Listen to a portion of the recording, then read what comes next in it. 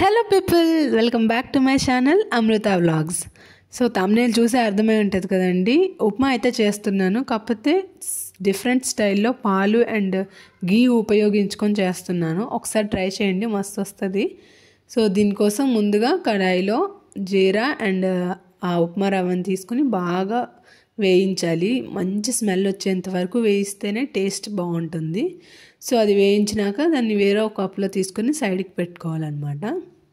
So తర్వాత అదే కడాయిలో కొంచెం ఆయిల్, పచ్చిమిర్చి, ఉల్లిపాయలు, కొన్ని పోపు దినుసులు వేసుకుని బాగా ఫ్రై చేసుకోవాలి. అవి బాగా ఫ్రై అయినాక ఏ కప్తో అయితే రవ్వను తీసుకున్నారో అదే కప్తో 3 cups ఆఫ్ వాటర్, 1 కప్పు పాలు పోసుకోవాలి. ఇందులో వేసే పాలు అయితే టేస్ట్ భలే ఇస్తుందండి. చాలా సాఫ్ట్గా ఉడుకుతుంది ఉప్మా అంతా, చాలా టేస్ట్ ఉంటుంది. సో దీన్ని బాగా మరిగించుకోవాలన్నమాట.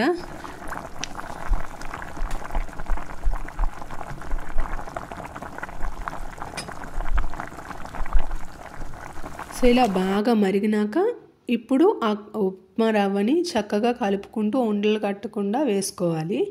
బాగా దగ్గరికి అయ్యేంత వరకు కలుపుకుంటూ ఉడికించుకోవాలి. కొంచెం 2 minutes మూత పెట్టుకొని ఉడికించుకోవాలి. చూసారు కదా, చాలా దగ్గరగా ఉడికిపోయింది ఉప్మా అంతా. ఉప్పు అయితే ముందు వేయకూడదండి. ఉప్పు మాత్రం పాలేసినప్పుడు వేయకూడదు. తర్వాత లాస్ట్లో మాత్రం మీకు ఎంత కావాలంటే అంత ఉప్పు, టేస్ట్కి సరిపడా ఉప్పు వేసుకొని బాగా కలుపుకోవాలి.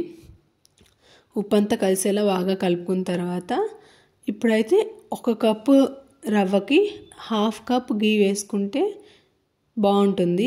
ఎంత ఎక్కువ గీ వేస్తే అంత టేస్ట్ ఉంటుందండి.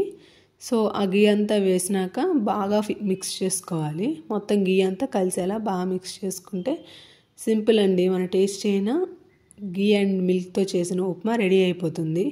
ఒక్కసారి ట్రై చేయండి, దీనికి ఫ్యాన్స్ అయిపోతారు. పదే పదే తినాలనిపిస్తుంది. డిఫరెంట్ టేస్ట్ ఉంటుందండి. ఒకసారి ట్రై చేయండి. ట్రై చేసి ఎలా వచ్చిందో కమెంట్ చేయండి. ఇలాంటి మరెన్నో వీడియోస్ కోసం do like, share and subscribe.